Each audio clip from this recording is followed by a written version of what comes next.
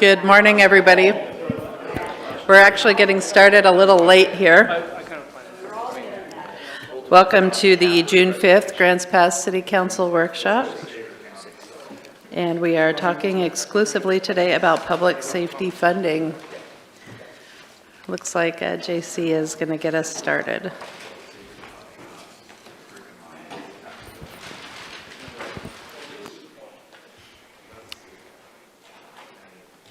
Are we good to start? Good morning and into the afternoon. We're here to talk about public safety. It's been a little while. Actually, April was the last time we talked about this. So subject and summary, we're going to do a recap of the previous information for further council discussion. And with some of the numbers in here, you'll notice that there are small revisions with the new fiscal year 24 budget information, updating those. And then the relationship to council goals is enhanced community safety. So just as another recap of why we're talking about public safety services funding, you can see that the orange line are public safety expenditures. And the last 2 years are the budgets of those, and you can see how the expenditures are outpacing the revenues. The darker blue is the permanent rate for property taxes. The lighterish blue color is the local option levy. And then the green is other public safety revenues, and that can include grants, lodging tax, marijuana tax, IGAs with like the school district and the 911 agency, and as well as some forfeitures. Again, here is the general government, which has a little bit over $2 worth of room, which would potentially make the maximum levy that we could impose of $3.80, or with a couple more decimal points on there. And then as a reminder, compression is based on individual properties and not necessarily on the overall rate.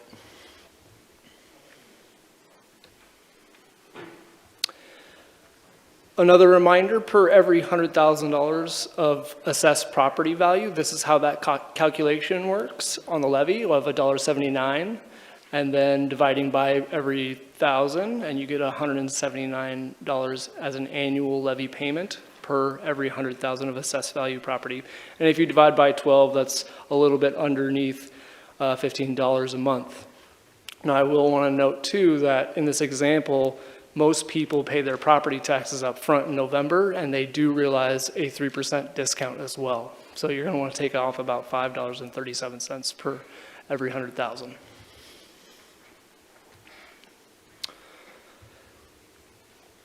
Again, a continuation of previous conversations of that utility fee and the nexus to service. As you can see, here are the last 5 calendar years of fire and police calls.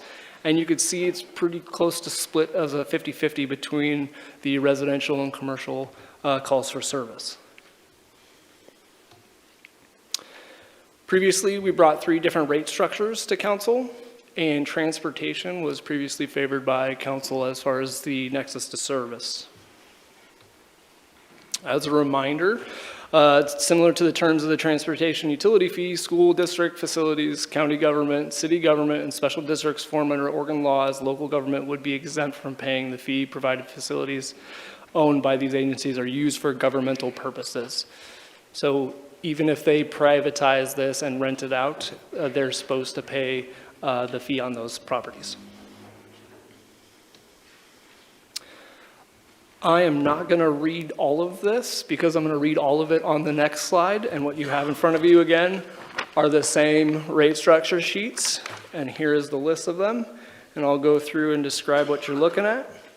So you have the rate code description on the left, and as you go across, you'll see the corresponding number of accounts and each of the factors in those classification areas.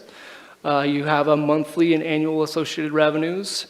There are $1 million to $10 million packages, $15 million packages, and $20 million packages. There's a 2% delinquency calculation. There's potential utility assistance. There are our customer service direct charges that are estimated. The net general fund revenues per rate structure. And then you'll see that the residential versus commercial revenue percentage is in that bottom left-hand corner, and it's the closest that we got to that 50-50 residential versus commercial split. JC, can I just ask a quick question? who figures out the factor when you're talking about the total amounts and accounts and then factor? What is the factor? So a factor is an additional charge, so they all work differently. And I have another piece of paper up here on the dais, and it's this white piece, the smaller one. That is the actual street utility fee chart. And what you'll kind of see there, what the factor is talking about is like your elderly care facility, it's 89 cents per bed. And so the calculation is really dependent on what factor is on each of those. We do have some quirky situations out there where a residential neighborhood is on one master meter, and then 15 homes share one master meter. So that would be an example of a single-family residential with more than one single-family residential charge on the master meter, as well as multifamily. So your apartment complex, for every apartment unit, you get charged a factor on top of that. Does that answer your question? Yep. Along the same lines, when you said that you could have a development where there's one master meter, I don't understand why we're even talking about meters. I thought this was transportation. It is. Some of the accounts, though, are a little quirky where it's one account, but we know that there's two businesses or two residents on that, and so we only give the bill to one. So a couple of other questions. What is a major home occupation, or what is that? It's two under the single-family residential. What's major home mean? I wish I had Kimberly here to answer that question. I forget what that classification is. The Jason, code has both a minor home occupation and a major. The minors are those that, have less of an impact on the neighbors. The major would be something more like an auto shop or something like that, maybe where you could have like 2 cars a day coming in. It has to do with the impact on the neighborhood. There's different distinctions between the minor and the major. Okay. And so the multifamily residential, when you go over to cost per month, and that's lower than single-family residential, can you explain that?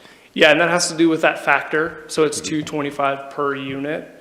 And so individualized, the thought process probably there is that those are smaller dwellings, but there's more of them. So they're still trying to capture every dwelling. But you could have, how many ever in an apartment complex. And then, can you, and I'm sorry to maybe slow everyone down, but can you or someone else in the room remind me as to why the council preferred transportation versus the water meter?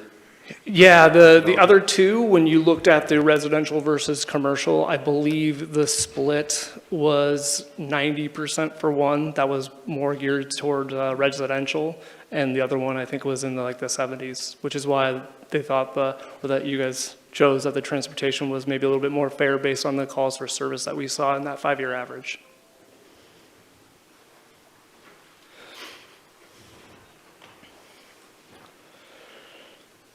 And I'm not going to read all of this slide either because it's coming up on the next one as far as the picture. So this is the matrix. This is the other larger handout. On the left side, you're going to have the levy in association with fiscal 25 year numbers. And then fiscal year 24 levy revenue is approximately 6.5 without any delinquency. You'll see each of the levy rates and approximate levy revenues from those rates on the left side. And then the blue line is our current $1.79. And then across the top, you're going to have public safety utility fee revenues based on that transportation model. And the first line is a single family residential rate. And then the approximate net revenues of each of those. Now the middle is gridded out, being that if you add the levy and then you add the utility fee together, those are what those boxes are in the middle. The boxes on the left and or upper are just the levy and or just the utility fee revenues. So as a first example, if you charge single family residential approximately $3.39 and did a 13 cents-ish levy, you'd be getting about $1.3 million in total.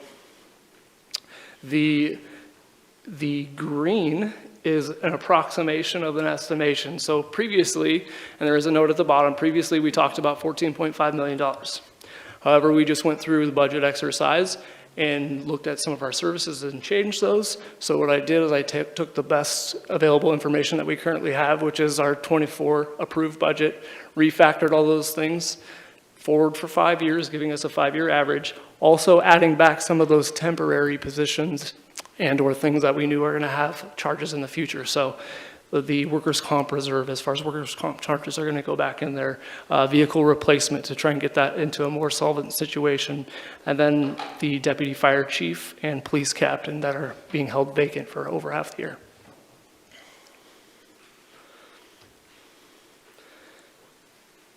And pretty brief, call to action is at your guys' discretion. And then there's 2 potential things to talk about, the levy and the utility fee. With that, I'll take any questions. Questions, Val? Yeah, I'm going to have you slow down because my brain doesn't go as fast as yours. And I just want to clarify that I understand. So this is the big one that we have right here, right? And it has, the blue is the approximate revenues for $1.79, and then you said the green up here, up at the very far, was a levy rate at 0 or without the levy? Am I correct? Say that again, that last half That of your green, question. when you're looking at the green box up here, you're looking at, clear down here, 372 would be the most we have, that we could have, and then the far at the right is 15, that's with .26 So levy? I'm following you. I'm following you now. Okay. So yes, the $3.72-ish, 73-ish cents, plus a $6.78 utility fee for single residential, Right. gets you to about that $15.8 million. And I guess what I was confused about is up here at the approximate levy, .02664 levy rate, it's 50, but that would mean we'd still have a 26.26 levy, or? Yeah, you'd still need about 26, 27 cents in levy plus almost $51 utility fee for a Okay. single-family residential. Now, that's just a single-family residential rate, and that's why Okay. this is so important too, because it does multiply and factor out based on the property type. Dwayne? My question is, if we just did a flat fee, we'll just say $50, how much would that be from, and no levy, how much would come from single family, and how much would come from the transient tax fee? I don't have that, but I could definitely figure out that calculation. I know it's somewhere. Depends on how, so you want per million? Yeah, how much would single family residents bring in, and then how much would be from the other part?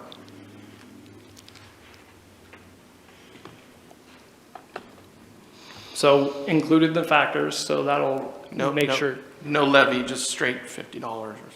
So a straight $50 fee, keeping everybody the same, every business, every No, that's the household. transient tax for them, and then $50 fee for everybody else. Can you do that, or?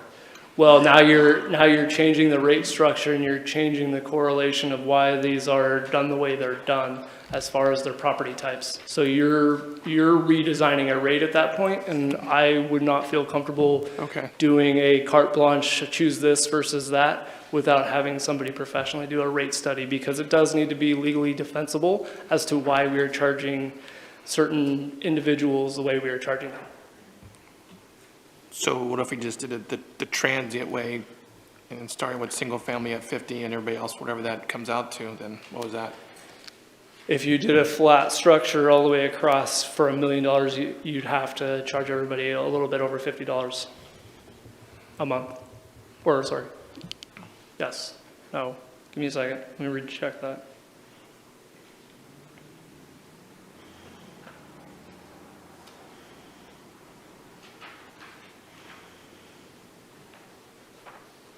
Sorry, $4 and about 24 cents per person per month, or per account per month. And that's including the factors. If you don't want to do the factors, right, so that, here gets the tricky part. So are you charging an apartment complex, one, the exact same as a single family residential, the exact same as Walmart? That's the best way to ask that question of how are you looking at that? Well, just say we did the transient, then what would be, to get to like $15 million, how much would we have to be at? Oh, okay. I think I get the question now. I mean, transportation, sorry. Yes, so the transportation Got a lot of things fee, in it's my on the head. very back page. Transient. Your single-family residential is almost $51, and then you can see all of the others per month. There is another, just for context and relationship, because that question did come up over the weekend, there's this sheet as well. These are 25 random accounts across the city, and just kind of showing a generic, you know, if it's a grocery store or a gas station or a hotel motel, like here's approximately where those kinds of accounts would reside in that rate structure. Brian? Thanks. So one of the arguments we've heard in favor of the fee is that it's going to get nonprofits to pay that currently aren't paying and groups like that. Do we have any data or information on, can we quantify that? Like how much money is that actually going to bring in from those groups? Because that's been a really big selling point of the fee. Honestly, I could tell you, they do pay their utility fees, and so that utility fee structure is based on the transportation model as well. And so it's a one-to-one as far as looking at just the transportation fee. I don't have a quantifiable, like how much property people aren't paying their property taxes on because they are excluded or exempt. Okay, thanks. Valerie? Can't you get that through the courthouse? I could probably work with the county to get you. I was going guys to say, I think you information. can actually go to the courthouse and find out exactly how much is exempt, and it is amazing how much is exempt. I wish we had those numbers today, because that's an important piece of information. Rob and So Vanessa? even with that number of how much property is exempt, that still doesn't tell us how much they would be bringing in, because they'd be all different classifications potentially, right? Different That is sizes. correct. But that, yeah, that's actually, I guess, been one of the key figures, I think, that I've been kind of wrestling with for the last year, or other counselors, I think, too. Is how, you know, how much money are we leaving on the table, basically? Yeah, we don't mark our utility accounts with property tax exempt or not. So we don't house that data.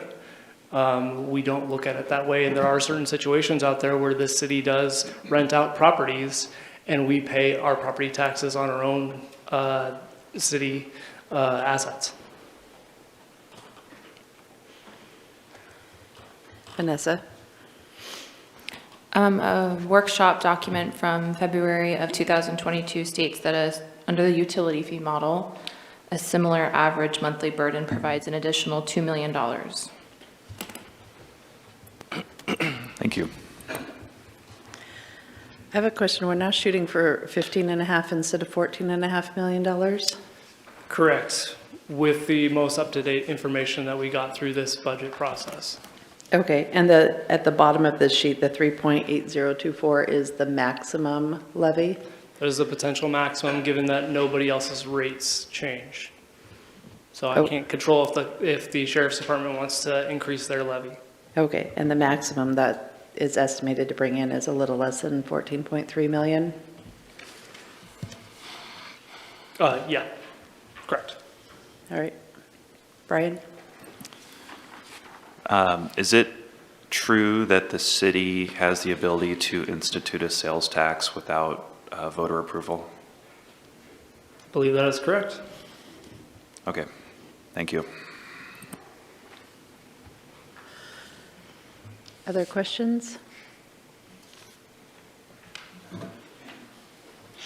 Val? I guess my question, because I just saw Kim walk in as well, and so my question goes back to what we've talked about. I think not too long ago, we talked about delinquency, that the delinquency rate has gone up. Am I correct on water?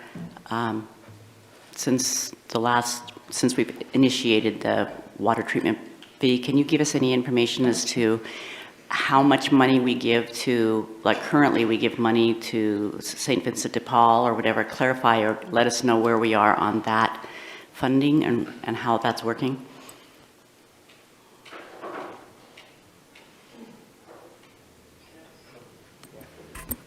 Is that on? Okay.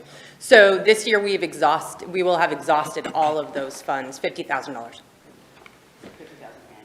It's $50,000 annually. This is the first time that we've ever exhausted all of it. I wrote the last check, or had AP write the last check to St. Vincent de Paul about a month ago. They will run out more than likely before the end of this month.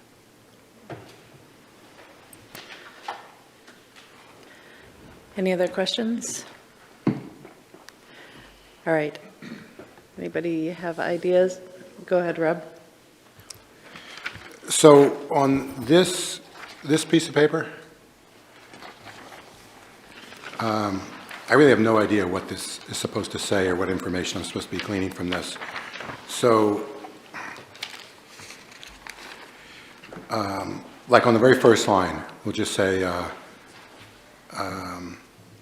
specialty retail 1, transportation charge A. So if we go back over to this, so that would be the top line of the commercial. That is Is that correct, right? commercial A. Okay, so basically this third column on this thing, okay, the letters on the third column, they relate to the letters on this. Is that correct? Letters on the third column here. Not the levy, that is their transportation classification. So Right. when you see Trans A, that's the commercial A. When you see MFR Trans, that's multifamily residential. And SFR is single-family residential. So it's trying to show you a swath of different situations out there in the city. So, for instance, on the very last line, Hotel Motel 2, Trans C. Then up about 5 lines from there is Hotel Motel 1, Trans D. So what's the difference between those two types of businesses? It's a real good question. So if you go back to this sheet as well, Which sheet? it's an all-white one. It's the 8.5 by 11. This one? Yep, that one right there. So if you go to, on the left-hand side, it's the second one from the bottom, Hotel Motel. And then if you scroll your finger right, depending on the number of rooms, is whether they're charged a Group C or a Group D, and that's based on the standardization of the rates. So that's why you can have, not everybody fits the same situation, so not every hotel is charged the exact same because the sizes are all different. And so it's about that trip generation. So that would be true for grocery store 2, grocery store 3. I'm going to guess that is it based on square footage or what is it? That is correct. So Okay. same calculation can be done through the, I don't know, there's like 10 of them on the left of different classifications of businesses. And like specialty retail A, specialty retail 1, specialty retail 2 is square footage? That is correct. Okay. Yeah, the only one that's not based on the square footage is the hotel and motel, I believe. It's based on rooms. Okay. Yep. Thank you. Other questions? All right. Somebody want to throw out any ideas of what they're thinking to start the discussion? Brian? Yeah, sure, I'll start. I see we have a few options here. We have an option of trying to put this on the levy, which is probably an impossible lift. We have the option of trying to keep the current levy and do a $27-ish a month fee. But my concern with that option is if the public knows we're going to be putting a fee on them, they're going to be much less likely to renew the levy. And so if the levy then fails, then we have to essentially double the fee to cover the loss of the levy. So then we're up in that $50 to $55 a month utility fee range for households. The third option is just letting the levy go and going with that larger fee.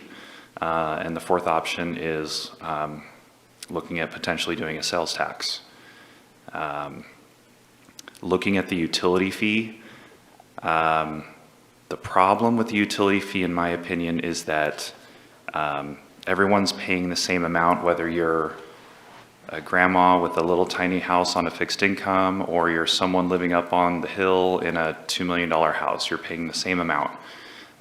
So what that means is that moderate and lower income people will be paying more than they do now, and higher income people will be paying less than they do now, just based on how the numbers work out.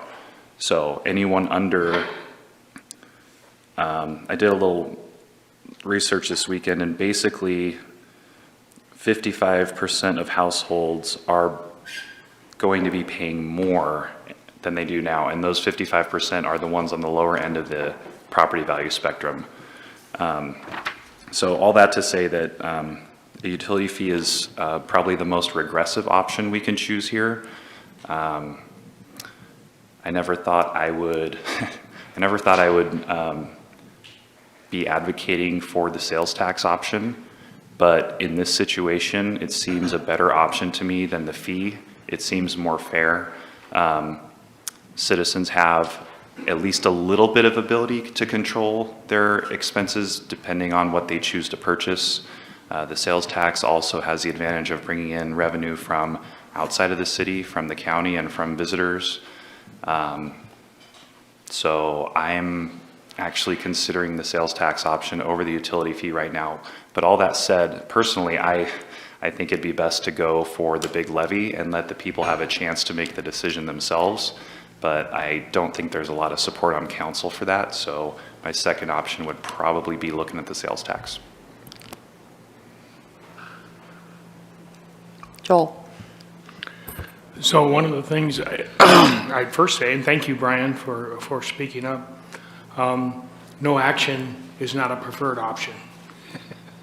We have to do something. Somebody has to pay. And I don't like it when I have to pay, but somebody has to pay. And so you're looking at who's going to pay. And hopefully it's something that we can all share in as a community. The $1.79 levy is based on property tax. It goes to a select individuals also. And to put an extra burden on that to the full extent, I would disagree with you, Brian, respectfully. I understand your position on that. It's something that the $1.79 levy has been passed. The people are used to it in terms of their budgeting. The water bill, it has been done before. It's something that was acceptable at that time using the transportation fee. It does throw a wider ring around it, as does the sales tax. One of the advantages of the sales tax is people from outside the community help fund law enforcement when they come to town, which is a nice thing, kind of like the tourism tax.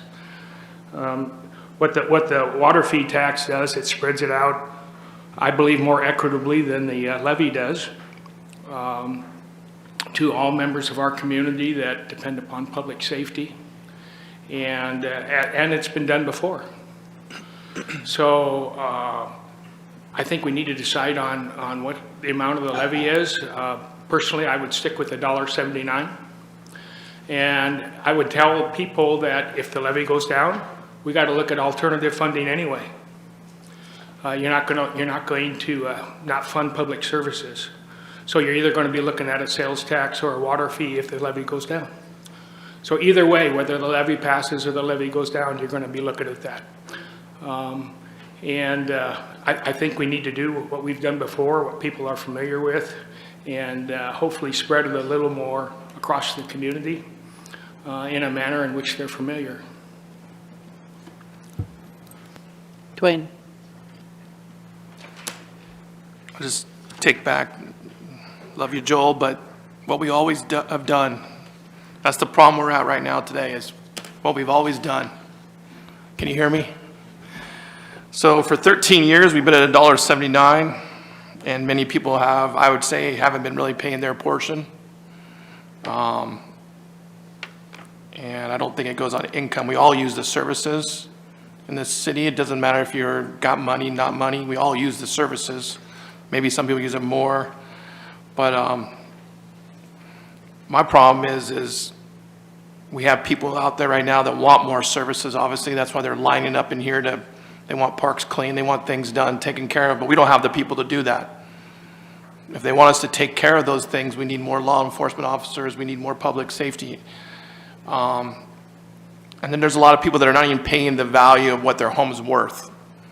You know, since 95 or 97, the state law only allows the county to go up 3%. So someone that's been in their home forever and that's never done anything changes to their home. I know you're pointing at yourself, Joel. Rick's the same way. Unless they pull permits, that value has only gone up 3%, the max. Where if you built a new home or you wouldn't pull permits, that value gets readjusted when the assessor comes back out. So a lot of people are not even paying their fair share of what their house value is really at. You might have bought your house for $279, real market value is $350, but the assessor's only taxing you at $192,000. So people have been saving money for quite a few years and not paying their fair share of what their house is really worth. Which I would say that's probably not fair either. You've been getting away with it, it's great, but it's time to pay what services you're using in this town. And I personally would like to hire some more officers, and that takes time. If we go to a levy, we know that's going to be in November. Most likely it's going to fail, because that's what happens after my 40 years here as a child, is levies fail. And I would like to see more officers doing what they should be doing.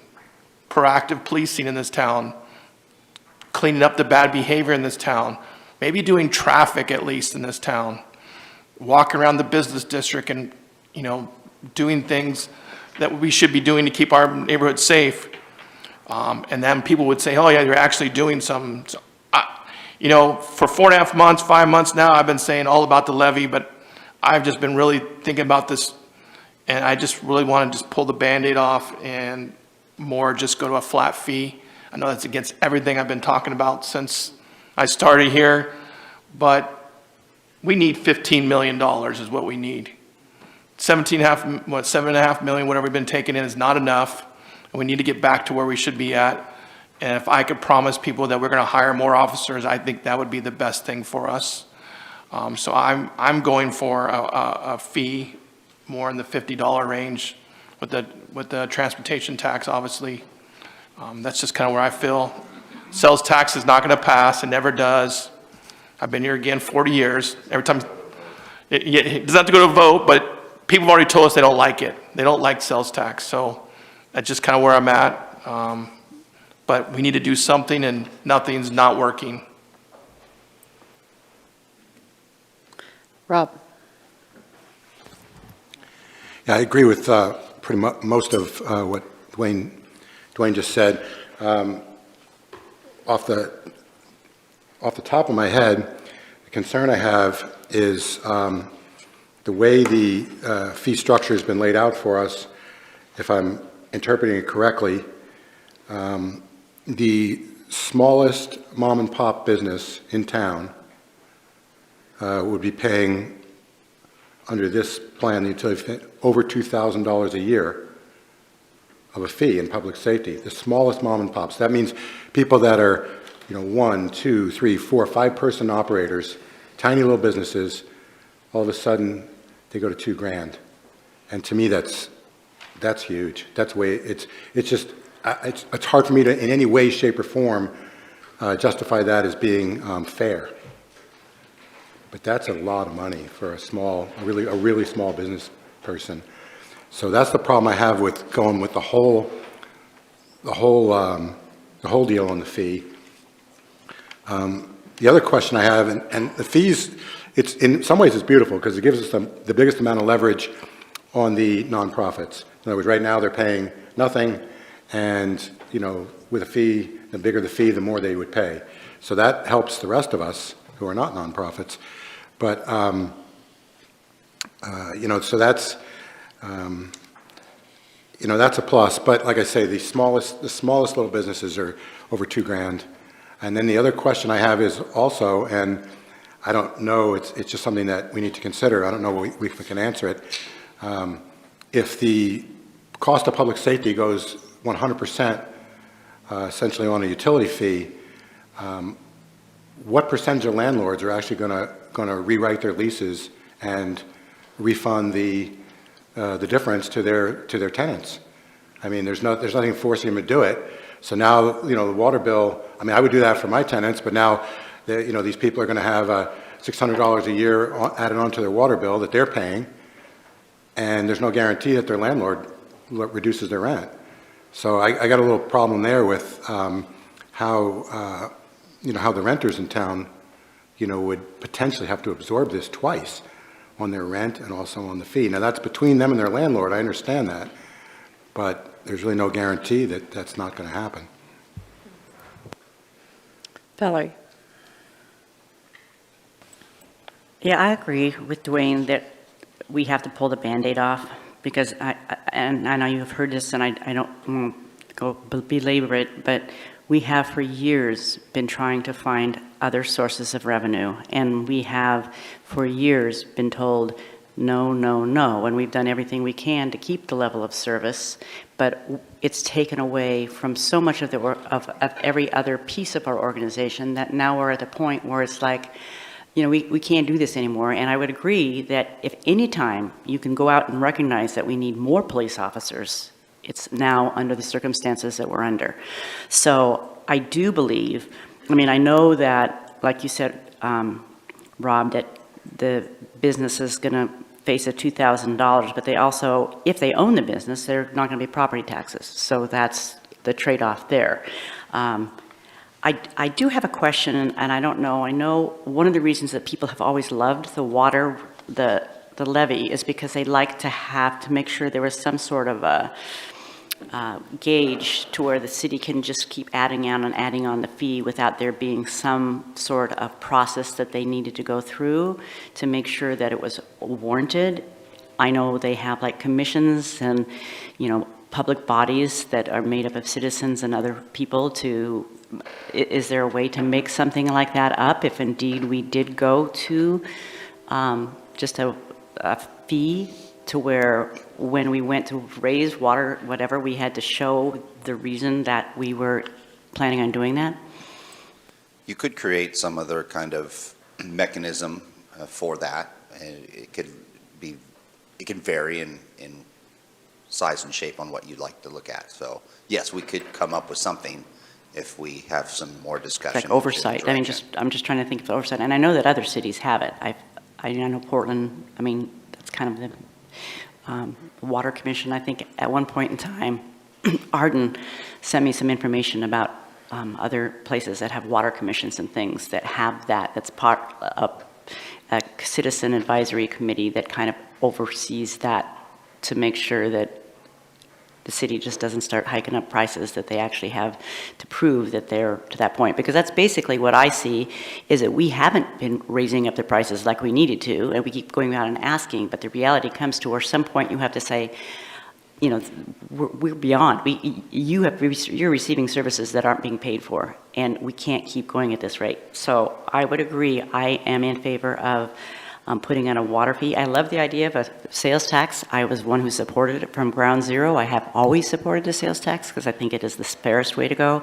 But I would agree with Joel. Our community has said no many, many times. So I personally would just as soon go for the $50 and rip off the levy and say this is what we're going to do, and try to find some way to have some sort of oversight committee, as well as trying to find some way to raise that $50,000 amount of money that we've kind of set aside and double that to where, I don't know if you can put something in the bill saying, do you want to donate to some sort of fund to help people who can't pay their bill?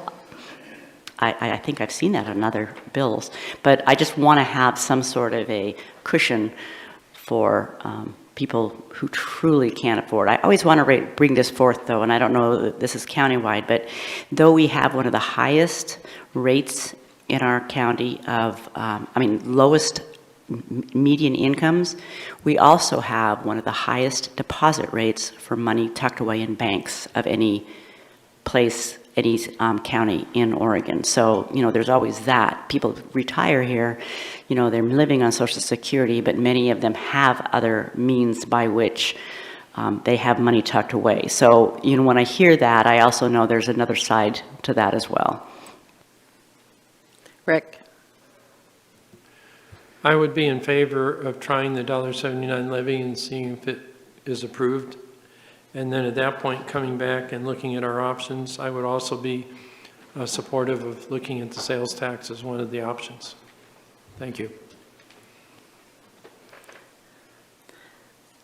I guess I have a question maybe for Rick and Joel. You've both mentioned the $1.79 levy. And then what? Or are you thinking just $1.79? So I would put that amount of funding coming from the tax, property tax, and then I would put the rest of the amount on the water bill. Okay. And if the levy fails, then we have to look at putting the whole thing on the water bill, or a sales tax or some other mechanism. The question is not do you need more money or not to provide the level of service. The question is, where is it going to come from? So you'd split it. Rick? I'm in favor of having sustainable funding for public safety and having adequate staff in public safety to meet our needs and secure a safe Grants Pass. So to me, all options are on the board, but the end result should be adequate to fund our needs. Thank you. Dwayne? I would just say if you did $1.79 and then you added a fee on top of that, the people whose house is like $200,000, that's the rate, they would actually pay more by doing $1.79 and adding a fee of $27 or something like that. They're going to pay more than just giving them a $50 a month fee. So those lower property owners will actually pay more by doing $1.79 and then adding a $27 fee versus just giving them a $50 fee set. So you're actually punishing more lower end people too, again, by doing that.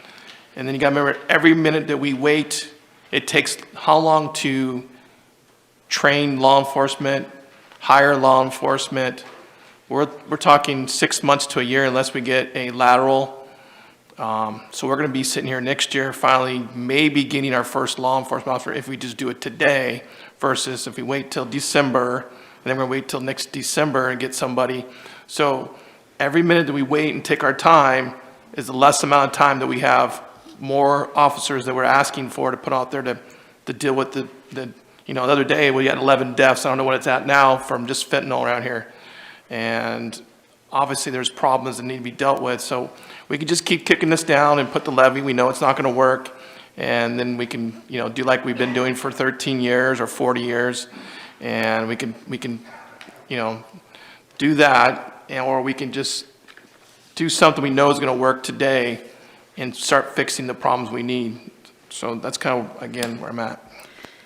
And Dwayne, your proposal is a $50 flat fee, not using the transportation method, or? The $50.85. Okay, and so that comes to $14.5 million. How do we get another $1 million? Well,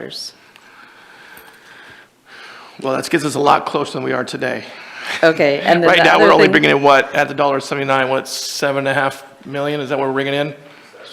7, so we're almost doubling what we're bringing in today, right, this minute, just off of that. I understand, and then you're also mentioning adding more law enforcement officers than what we currently have, but then having less money, so, Well, I don't think we have less money, because we're only bringing in $7 million, and we're gonna bring in $14.5 million just for public safety.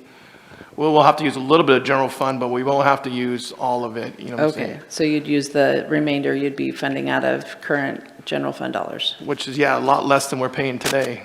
Okay, But we're getting double the amount of money brought in, which we can fix things we need to fix in places. Okay, so it still would be using general fund. Vanessa?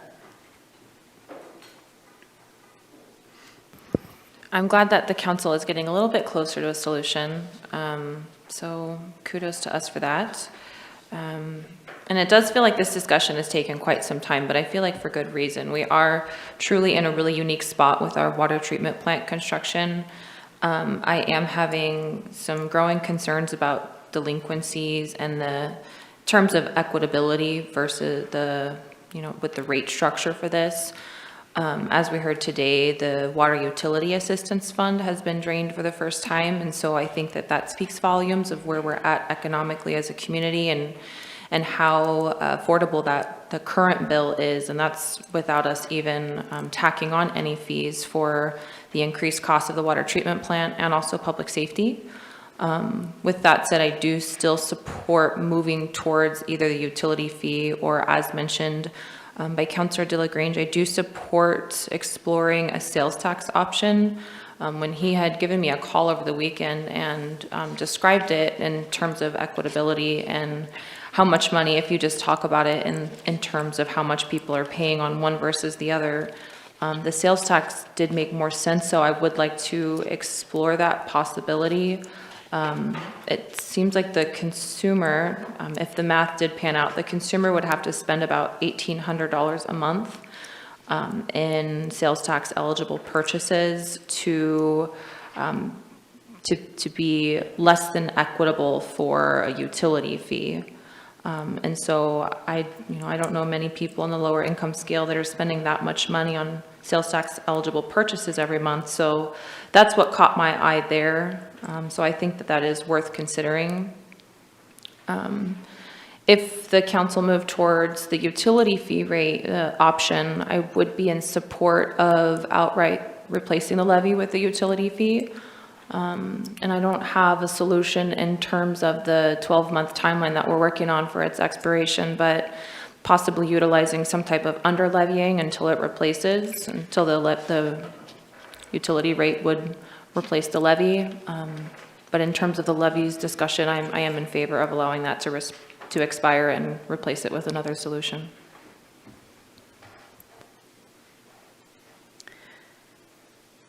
All right, and then I had a question for Rob, because I understood your arguments about renters potentially paying more and mom and pop shops paying a lot with the utility fee model, but I didn't catch what your favorite idea was. Well, I'm still flexible. I'm still thinking. I'm still listening. But I have to, and I've probably said this many times over the last 8 years. But when you look at a sales tax, I mean, if we're going to play the board game of how are we going to manipulate, Grants Pass and get money out of and raise enough money, you have to look at all the impacts. So, I mean, the question is, we talk about how much money they'd have to spend, the average household would have to spend, and whether or not that's realistic. And the question is, where will they spend it? I mean, we know that over 4,000 people a day go from Josephine County to Jackson County and commute to work there right now. They're going to a sales tax-free zone. In my opinion, if you could give Ron Fields at Fields Home Center, the power to enact one thing to improve his business, it would probably be a sales tax in Grants Pass, so that people would leave Home Depot or other businesses here and go out and buy from him. Or if you had one thing that the Jackson County Chamber of Commerce could do to improve Jackson County businesses, it would probably be invoke a sales tax in Josephine County.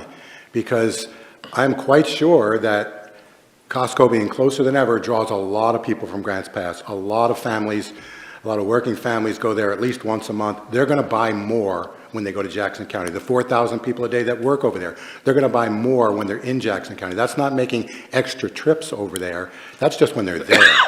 So to me, the sales tax has so many benefits and an equal number of, to me, fatal flaws. And I think that the public has seen much of that, in addition to which the public has been against it. And quite frankly, if we were going to do a sales tax, the smarter move would have been to go with the county, but I think that ship has sailed, in my opinion, and I don't think I think that the local businesses will take a much bigger hit than the sales tax advocates really acknowledge. As I've mentioned before, the last time, about a year ago, when I went around and talked to businesses, at Don's Bikes, they told me someone had just come up from California and just a week before and bought an $8,000 mountain bike from them because there was no sales tax. Nick King at King Jewelers and also Norris Shoes, they say it is a very frequent occurrence that people buy more because there's no sales tax here. Sometimes they go out of their way to do it. Sometimes they're tourists and they're here and they do it and they buy more. Our local businesses will do less business if we have a sales tax. The only question is how much less business. They will do less business. So for that reason, I'm not for a sales tax. You know, the throwing roughly at, you know, when there's two things I need to clarify when in Dwayne's language. He keeps saying that we know that a levy will fail. Well, we know that a levy will pass at $1.79. I'm assuming he means that a higher levy. I'm assuming that's what he meant, because we pretty much know that, you know, with all other things being equal, $1.79 passes every day of the year, you know. But, you know, if we were to try to boost that up to any significant amount, I would agree. And I would also go as far as to say that if we were to put a levy on the ballot of, for sure, over $2 and maybe even $1.99, we're wasting time because we know it's going to fail. And it really bugged me that we even wasted time on the county sales tax thing because it put us 6 months behind. We knew it was going to fail. And it wouldn't have mattered if all 8 councilors had come out for it. It still would have failed. So that was a waste of time, and I don't really want to waste time. So a big levy, a big dollar amount on a levy, waste of time.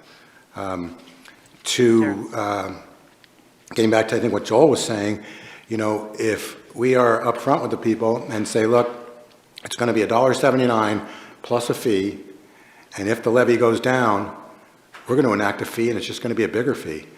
And people are basically going to choose, because I don't think that anyone in this room is going to let essentially public safety funding go to fall off a cliff. So to tell people it's $1.79 plus, it does, to some degree, neutralize the giant impact on small businesses a fee alone would have. And that's huge. $2,000 a year, or roughly thereabouts, on a small business. Some small mom and pop, and there's got to be thousands of, or there's got to be a lot of them in town. That would be a really, really big pill to swallow for many of them. So I'm leaning now towards basically communicating with the public and telling them, look, we're going to do $1.79 and a fee because it's got a certain amount of balance and it may be more fair than just a fee alone, and we can't exist on just a levy alone. So, and you know, while sales tax has some purity to it and some fairness to it, I also think it will absolutely hurt our local businesses, and I couldn't be behind it for that reason. Valerie? Yeah, like I said, I think with the sales tax, I believed in it with the county when we had bigger and they were going to manage it, and it was not something that our city would have to take on, because the city would have to take on figuring out how to make it work and working with the businesses, and I think that in itself could be a mess. But I want to remind people that part of the reason that we've been fighting and the levy has been a problem is because of the stability of having to keep going back and going back and going back for it. That's been part of the problem. That's why we've had the retention problem, recruiting problem. You know, we do know that the last 2 firefighters who left for less pay, but they left for less pay for the stability of not having to go and ask over and over and over again for their jobs. So that's why I am in favor of just doing the water fee and then doing everything possible to get the water fee down, if we can possibly get it down through, you know, rearranging, doing some other things. But I think that's what we've really been aiming for all along through all these years, is to try to get stability into our public safety. And I think we owe our police officers and our firefighters that. And that's why I'm willing to rip off the bandage and say, yes, hiring and retaining is important. Brian? So the utility fee is the worst for small businesses and for moderate to low income people. So the utility fee is going to hurt the people who are already kind of can't afford to take on that burden. So the sales tax, on the other hand, I get everything you said, Rob, but you know, honestly, if someone's coming to town and they're buying an $8,000 bike, I don't think they're really concerned about a 3% sales tax. And, you know, a 3% sales tax after a year or whatever, it's just embedded. No one's gonna care anymore. That's not gonna be a factor in anyone coming here. No one's gonna, you know, buy a shirt in Medford because it costs 3% less than it does here. I think we would get a lot of grief for it up front, just like we'll get a lot of grief up front for the utility fee. We're gonna get hit by the public for either one of those options. So that shouldn't even be a factor in the decision, is what the public's gonna think necessarily, because they don't like either of these. With the sales tax, the public has the ability to control their expenses a little bit more. So, you know, people that don't have as much money can control those expenses, whereas with the utility fee, they don't have a choice. It's on their bill, and they're just gonna have to figure out how to pay that. So the utility fee, it hurts moderate to low income people, and it hurts small businesses, and it seems less fair than the sales tax. And I think after a little bit, the sales tax isn't gonna be a big deal. Rob? Yeah, this is in a certain sense a different discussion, but it's also tangential to this. One reason, and I think, I would hope that everyone on the council agrees with me, but if not, I'm quite confident that what I'm saying is accurate. I think that probably the biggest reason that the public has never agreed to an increased levy, and in many ways would not be happy with any of these, is because they haven't believed that it was needed. They just haven't. Their reaction is always, you know, live within your means. You know, city's got to tighten their belt. I got to tighten my belt at home. I water less, this and that, and we need to do the same. I don't think that the public has ever really, truly believed that we needed more money. It was just a matter of how much better could the council manage the staff, basically, as I think, and the public hasn't believed it. I think at this point, our messaging needs to be, no matter what we choose, pretty clear that a few things have happened in the last 2, 3, 4 years that have never happened before. I mean, you know, our federal government spent trillions of dollars in you know, COVID relief packages, and guess what? That caused giant inflation. We've never had, at least in the last, since the 80s, we've never had inflation like this before. And the public, I think, can recognize that because it's true and everyone knows it's true.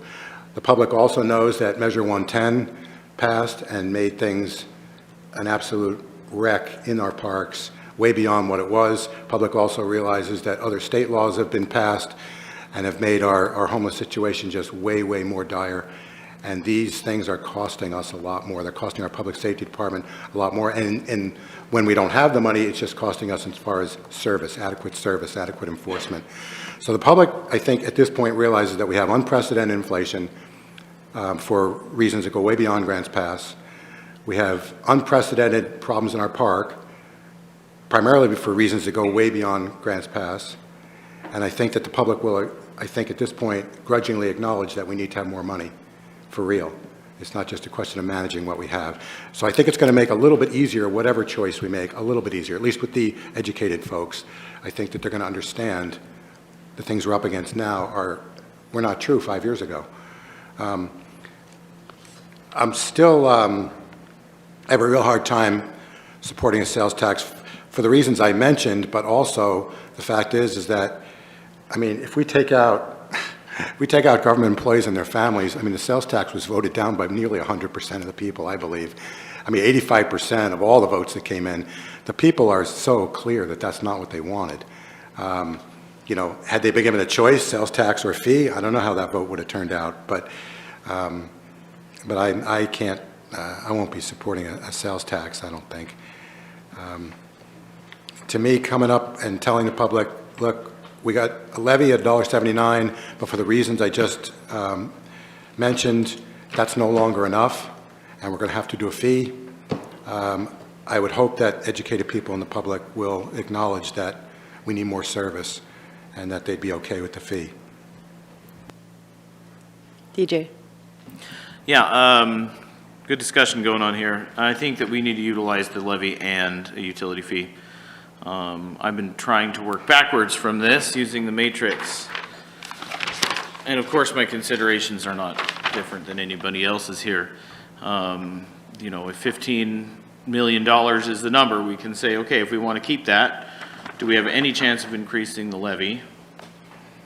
We could have that discussion. But if we do the 179, there it is. That's 2712. That's the number that it needs to be. There's maintenance of current service. I'm glad we're not talking about any growth, because I don't think we need to expect to experience any growth in public safety at this point. I think it's just a stable maintenance. So what I would do is I would propose what levy we want. The easy one is 179. Everybody knows it. Everybody's got it. And if that's yes, then that's $27.12 on the utility fee. Job done. That's what I do.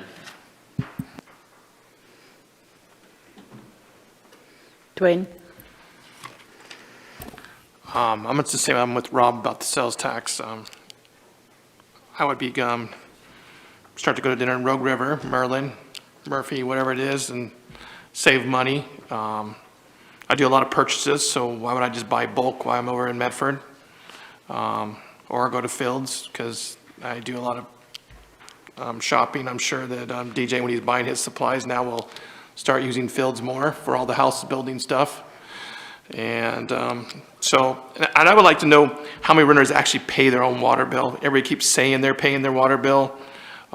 There's some people on the council here that have renters, and I'm not sure if they all, and apartment complexes, your water bill is, I'm assuming, would be with your rent. So I don't know if you're on HUD housing, you're not paying your water bill, it's part of your rent.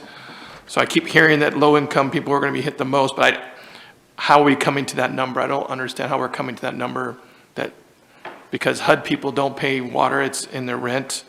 Big apartment complexes is in the rent. If you have a renter on your property, you're going to pay one fee, I think it is, if you have a little ADU in the back or something. So I can agree a little bit on the Rob's thing about the businesses in town. But I just don't know how many modern and low-income people are actually paying their own water bill versus it's in their rent. We just keep hearing that. Where is that number? Where's that coming from exactly? I could just tell you from my own experience, I've been a renter for 17 of the last 27 years in single-family homes, and I've always paid my own water bill, so including now. So I would have the expectation that the landlord would save some money on property tax and my water bill would go up.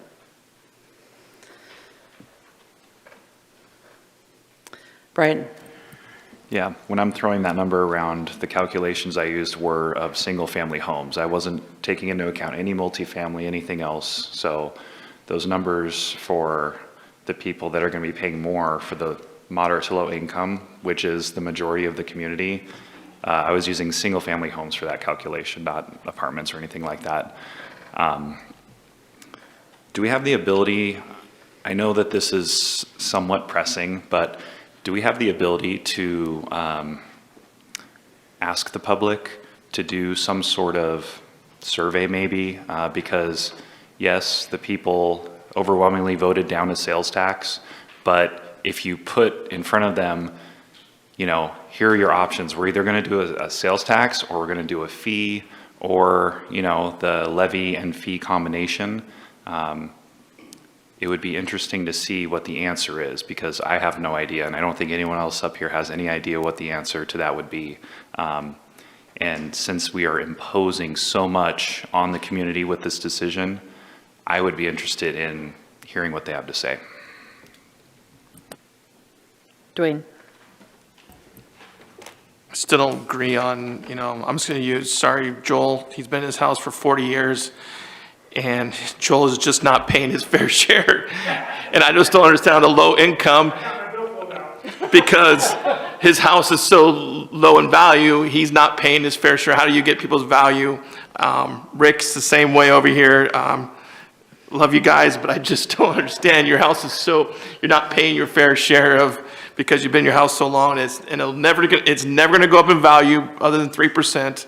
So unless someone pulls a permit, so I just don't get that.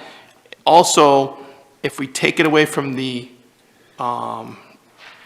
their taxes, it actually becomes more affordable for someone to buy a home now, because now the taxes is less. They don't put water fees into your bill for looking at for how much your debt to income is for buying a house. So if we take that out of your taxes, that's going to give them, I don't know, $400, $500, $600 less amount of money towards buying a house. Something to think about. Taxes are put on the debt to income, water fees are not. So.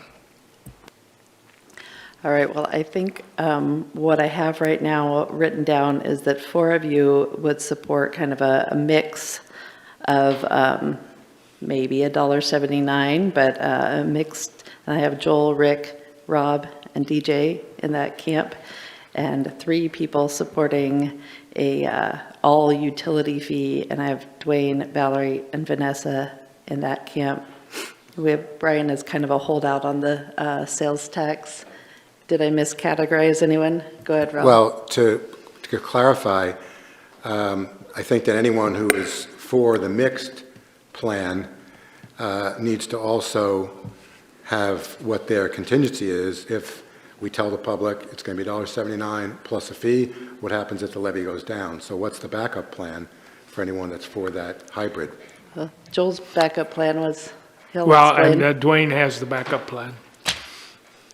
The backup plan Let is to go the citizens decide. all fee. Yeah.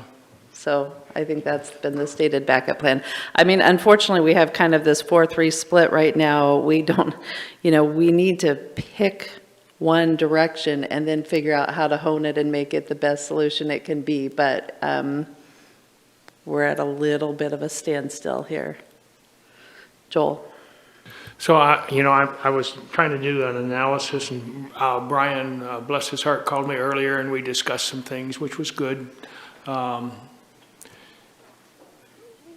What Dwayne said about it would save the homeowner money if we put it all on the water bill is true, because you widen the amount of people that are paying for emergency services that right now don't pay anything, and that would include that group of people.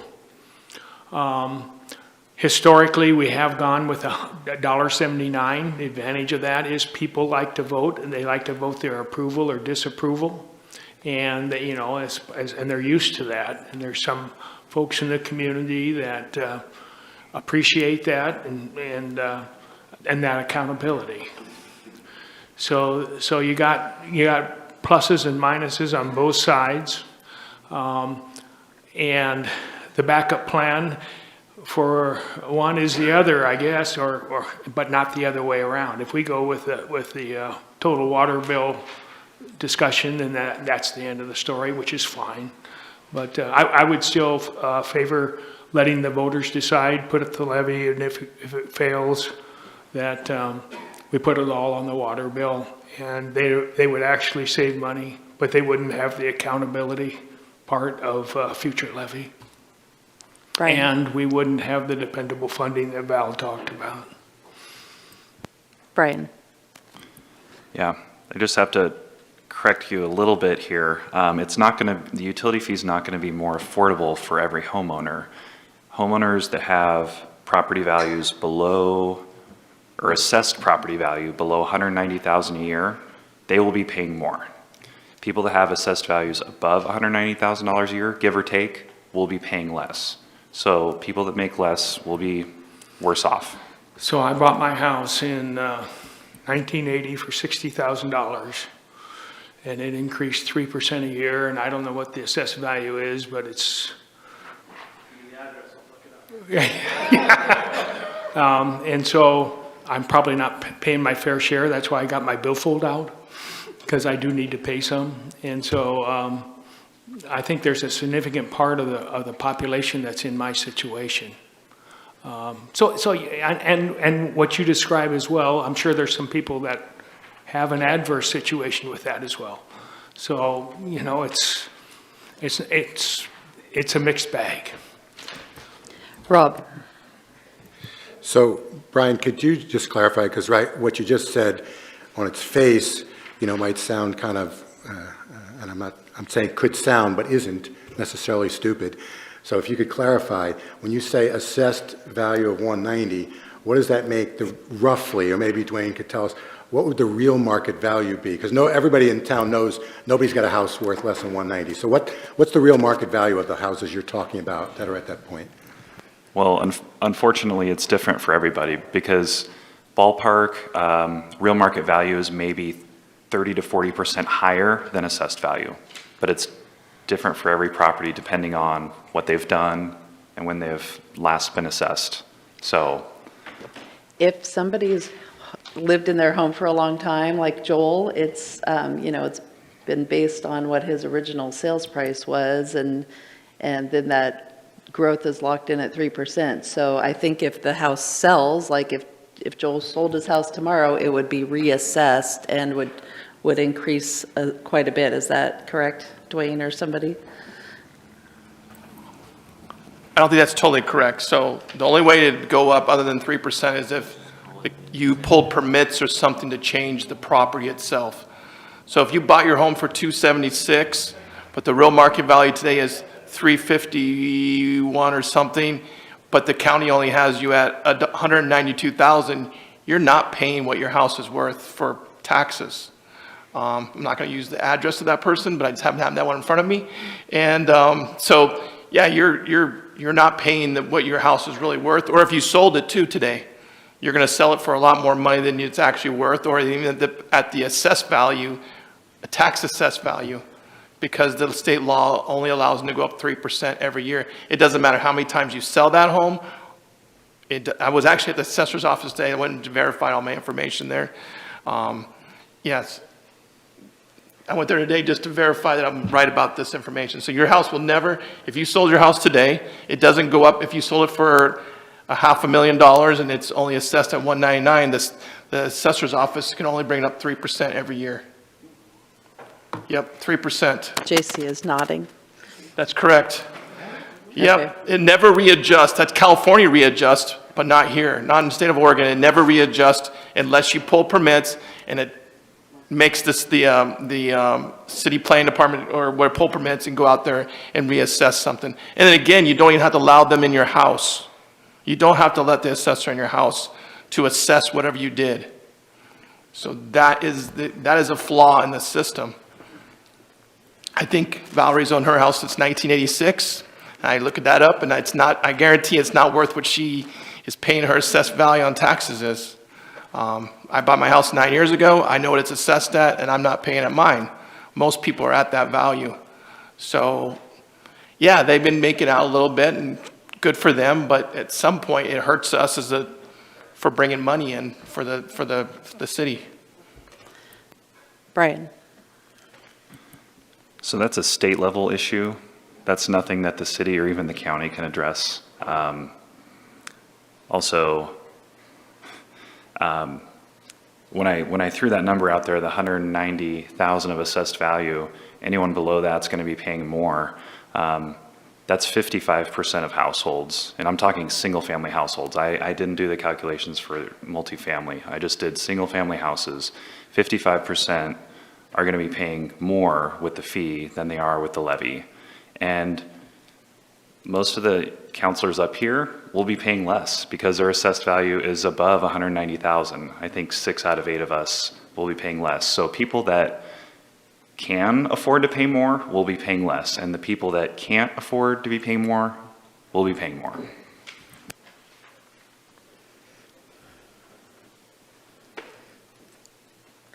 All right, well, we still just have, I guess, a very slim majority right now of 4 in favor of going with a mixed option. which I guess one advantage of that is that it does split, between our current funding mechanism and a new one. So it would bring in some of these renters and nonprofits that aren't paying maybe right now, and while keeping a mix of property tax as well. But 4 isn't exactly a majority here. Unless you just want me to decide that's our direction, or...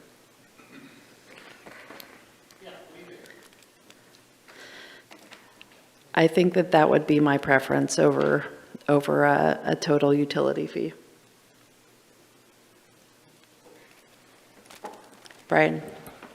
So how does that play out? Do we institute? Oh, hang on. Well, it was the 4 I had for going with the mixed option are Joel, Rick, Rob, and DJ. And I have for utility fee only, Dwayne, Valerie, Vanessa. And then Brian was advocating for sales tax instead of the utility fee in one of these mixes, and Vanessa was interested in that as well. Rick was also interested in that, by the way. But how does this, well, he was, how does that play out with the levy and the fee? Do we do the fee before the levy? Do we do the levy and then the fee? Do we tell the people about the fee before the levy? Because there's, we need to talk about that piece too. Well, that's the thing, is if that's the direction that we're moving towards, then we need to talk about how we're going to do that. So is that fair to say that at this point that's the direction we're moving in? Go ahead, Joel. Well, my assumption, and it may be a poor assumption because you know what assumptions do. Financially, I'm not sure that it flies that way, but my assumption was you do the levy first, and if people do not want the levy, then we put everything, as Dwayne suggested, and do tear off the Band-Aid, as Valerie suggested, and put it on the water bill. You could put the water bill in the combination mode, which wouldn't be as much, on it immediately so that people know that it's going to be that plus the levy. And then if the levy fails, then we would have to come back and put more on or do the sales tax. And I wouldn't object to that. I think we need to, no action is not a viable option. So if people wanted to increase the water rates today with, in that combination funding, I would be okay with that. And I would take the lead and I would be responsible, and people need to know that. So, and then if the levy goes down, then we'd have to come back and address it and look at Dwayne's alternative, that Valerie and Vanessa and hopefully all of us will support. And I have to say, the sales tax, a lot of cities have sales tax. New York City has a great sales tax. They got a great police department. I brought my kids NYPD hats. And it's hard to do that in isolation, especially with our local economy the way it is, just for what was said, and because we have lost a significant amount of jobs and industry over the last 50 years.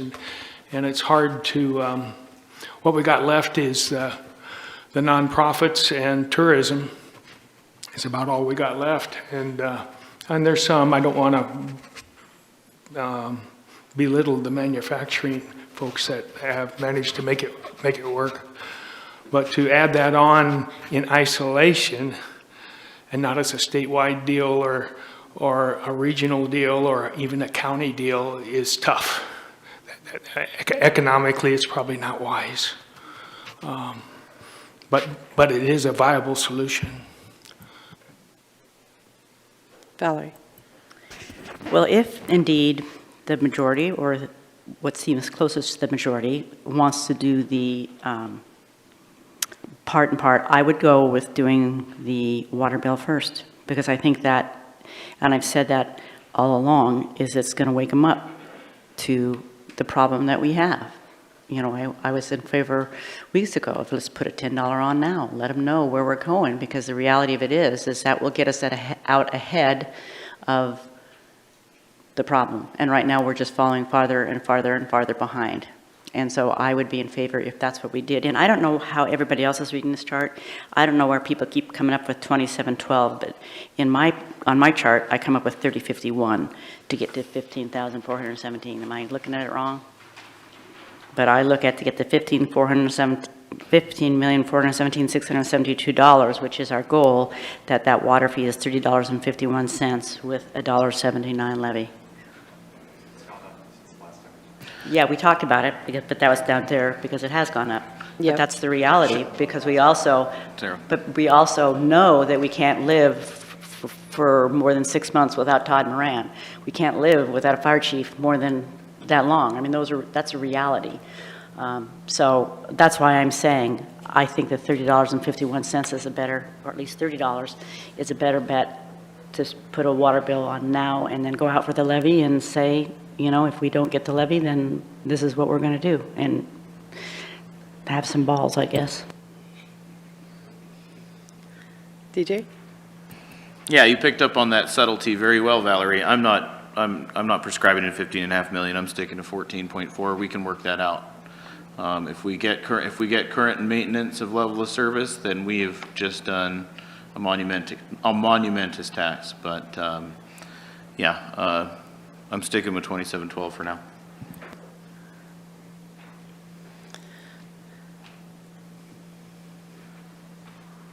All right. So I guess that's Valerie's suggestion. We add it to the water bill first and consider, I guess, the difference between the 3051 and the 2712.